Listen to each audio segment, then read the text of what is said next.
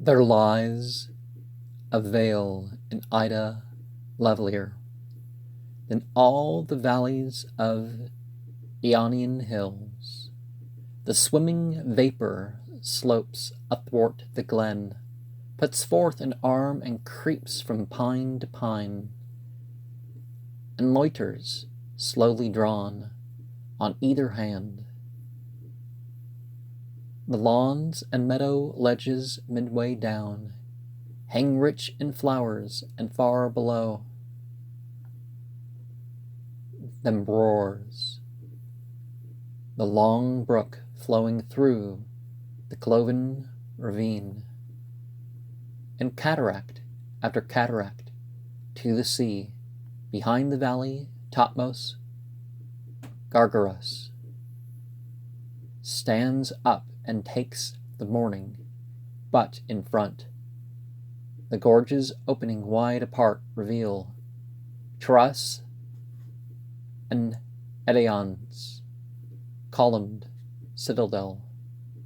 The crown of Taurus hither came at noon, mournful nun wandering forlorn, a Paris once her playmate on the hills. Her cheek had lost the rose, and round her neck floated her hair, or seemed to float in rest. She, leaning on a fragment twined with vine, sang to the stillness till the mountain shade sloped downward to her seat from the upper cliff. O Mother Ida, many-fountained Ida, dear Mother Ida, hearken ere I die. For now the noonday quiet holds the hill. The grasshopper is silent in the grass. The lizard with his shadow on the stone rests like a shadow, and the Cicella sleeps. The purple flowers droop, the golden bee is lily-cradled. I alone awake. My eyes are full of tears, my heart of love. My heart is breaking, and my eyes are dim, and I am all aweary of my life. O Mother Ida, many-fountained Ida, dear Mother Ida, hearken ere I die. Hear me, O earth, hear me, O hills, O caves, that house the cold-crowned snake. O mountain brooks, I am the daughter of a river entity. Hear me, for I will speak and build up all my sorrow with my song, as yonder walls rose slowly to a music slowly breathed, a cloud that gathered shape. For it may be that while I speak of it a little while, my heart may wander from its deeper woe. O Mother Ida, many-fountained Ida, dear Mother Ida, hearken ere I die. I waited underneath the dawning hills. Aloft the mountain lawn was dewy dark, and dewy dark aloft the mountain pine. Beautiful Paris, evil-hearted Paris. Beautiful Paris, evil-hearted Paris, leading a jet-black goat, white-horned, white-hooved. Party in Paris, huh? Came from reedy Simois, all alone. O Mother Ida, O Mother Ida, hearken ere I die. Far off the torrent called me from the cleft. Far up the solitary morning smote that streaks of virgin snow.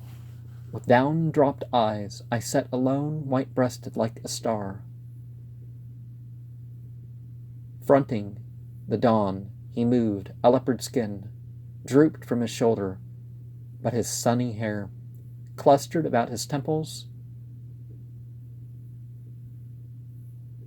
like what's considered to be a god, and his cheek brightened as the foam bough brightens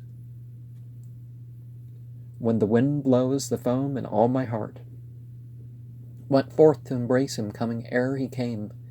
Dear Mother Ida, hearken ere I die. He smiled, and opening out his milk-white palm, disclosed a fruit of pure Hesperian gold that smelt ambrosially, and while I looked and listened, The full-flowing river of speech came down upon my heart, my own. None, beautiful browed, none, my own soul, behold this fruit, whose gleaming rind, engraven, for the most fair would seem to award it thine, as lovelier than whatever Oread haunt, the knolls of Ida, loveliest in all grace of movement and the charm of married brows. Dear Mother Ida, hearken ere I die. He pressed the blossom of his lips to mine, and added, this was cast upon the board, when all the full-faced presence of the entities ranged in the halls of Peleus, whereupon rose feud with question unto whom 'twere due. But Lightfoot Iris brought it yester eve, delivering that to me my common voice, elected umpire, here comes today, Pallas and Aphrodite, claiming each this mead of fairest, thou within the cave, beyond yon whispering tuft of oldest pine, mayst well behold them unbeheld, unheard, hear all and see thy Peri, judge of entities. Dear Mother Ida, hearken ere I die. It was then deep mid-noon. One silvery cloud had lost his way between the piney sides of this long glen. Then to the bower they came, naked they came, to that smooth, swarded bower, and at their feet the crocus brake like fire. Violet, amaracus, and asphodel, lotus and lilies, and a wind arose, and overheard the wandering ivy and vine, this way and that, in many a wild festoon, ran riot, garlanding the gnarled boughs, with bunch and berry and flower through and through. O Mother Ida, hearken ere I die. On the tree tops a crested peacock lit, and o'er him flowed a golden cloud, and leaned upon him, slowing, drooping, fragrant dew.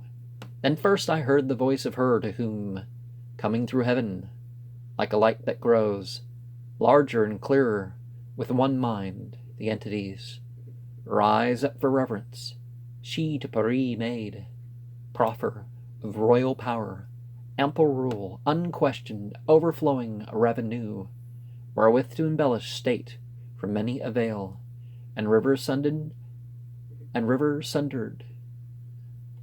champagne, clothed with corn, our labored minds undrainable of ore, honor, she said, and homage, tax and toll, from many an island, town, and haven large, massed, thronged beneath her shadowing citadel.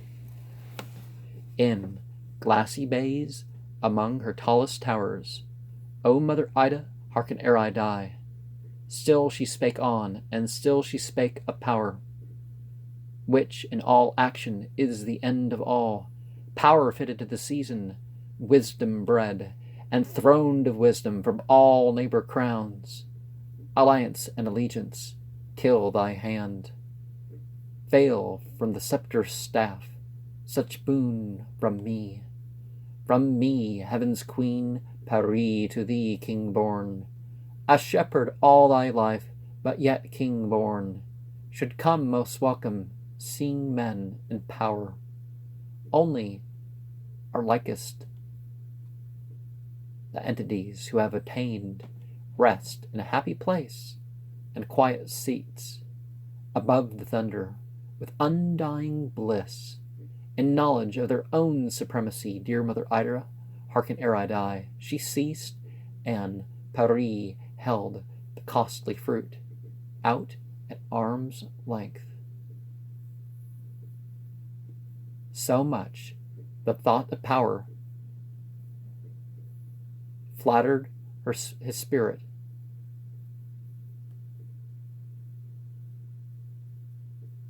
But Pallas, where she stood, somewhat apart, her clear and bared limbs over-thwarted with the brazen-headed spear, upon her pearly shoulder leaning cold, while above her full and earnest eye, over her snow-cold breast and angry cheek, kept watch, waiting decision, made the reply. Self-reverence, self-knowledge, self-control, these three alone lead life to sovereign power. Yet not for power of herself would come uncalled for, but to live by law, acting the law as we live by without fear, and because right is right, to follow right, were wisdom in the scorn of consequence. Dear Mother Ida, hearken ere I die. Again she said, I woo thee not with gifts. Sequel, a guerdon, could not alter me. Fairer. Judge thou me by what I am, so shalt thou find me fairest. Yet indeed, if gazing on divinity disrobed, thy mortal eyes are frail to judge of fair. Unbiased by self-profit, oh, rest thee sure that I shall love thee well and cleave to thee, so that my vigor wedded to thy blood shall strike within thy pulses like these entities. Now, yeah, God's art, the divine, is more than what you would, project it to be. And some of that's maybe, a lot of it's what you're not ready for, particularly of the negative side, but to push thee forward through a life of shocks, dangers and deeds until endurance grow, sinewed with action and the full-grown will, circled through all experiences pure law. Measure perfect freedom, here she ceased, and Paris pondered, and I cried, Oh, Paris, give it to Pallas. But he heard me not. Our hearing would not hear me, woe is me. O Mother Ida, May Fountain Ida, dear Mother Ida, hearken ere I die. Idalian Aphrodite, beautiful, fresh as the foam new bathed in Paphian wells, with rosy slender fingers backward drew from her warm brows and bosom her deep hair, ambrosial golden round her lucid throat, and shoulder from the violets her light foot shone rosy white, and o'er her rounded form, between the shadows of the vine bunches, floated the glowing sunlights as she moved. Dear Mother Ida, hearken ere I die, she with a subtle smile in her mild eyes, the herald of her triumph, drawing nigh, half whispered in his ear, I promise thee the fairest and most loving wife in Greece. She spoke and laughed. I shut my sight for fear, but when I looked, Paris had raised his arm, and I beheld great Here's angry eyes, as she withdrew into the golden cloud, and I was left alone within the bower. And from that time to this I am alone, and I shall be alone until I die. Yet, Mother Ida, hearken ere I die, fairest wife, am I not fair? My love hath told me so 1,000 times. Methinks I must be fair, for yesterday when I passed by a wild and wanton pard, eyed like the evening star with playful tail, crouched fawning in the weed, most loving is she. Ah me, my mountain shepherd, that my arms were wound about thee, and my hot lips pressed close to thine, close to thine, in that quick falling dew, of fruitful kisses thick as autumn rains, flash in the pools of whirling seamoys. O mother, hear me yet before I die. They came, they cut away my tallest pines, my dark, tall pines that plumbed the craggy ledge, high over the blue gorge, and all between the snowy peak and the snow-white cataract, fostered the callow eaglet from beneath, whose thick mysterious boughs in the dark morn the panther's roar came muffled while I sat low in the valley. Never, never more shall lone none sing the morning mist, swept through them, never see them overlaid with narrow moonlit slips of silver cloud between the loud stream and the trembling stars. Now, nature's kind of like that, but it's not overwhelming like listening to a bunch of loud music all the time or something. It doesn't, well, I mean, it doesn't give the stress once you learn what it does, you know? I mean, the sounds of nature don't do that. But then you start to notice sort of a sight and sound beyond these typical things that you might otherwise be paying attention to.